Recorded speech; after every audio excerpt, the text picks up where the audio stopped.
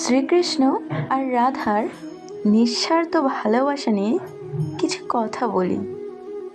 অনেক ব্যক্তির মনে একটা প্রশ্ন জাগে। শ্রীকৃষ্ণ আর রাধাকে নিয়ে বলেন যে শ্রীকৃষ্ণ আর রাধা একসাথে থাকেন না, না তাদের বিয়ে হয়েছে। শ্রীকৃষ্ণ দ্বারকাতে আর রাধা বর্ষনাতে, তাও এত ভালোবাসা কি করে? এ কেমন সম্পর্ক? আমি তাদের একটা সহজ কথা বলতে চাই।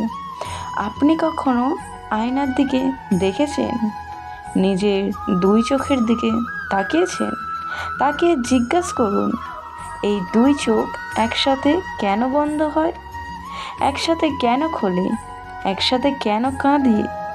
আজীবন মানুষের সাথে সম্পর্ক রাখা অবশ্যই সম্ভব, তাদের সাথে দেখা না করে।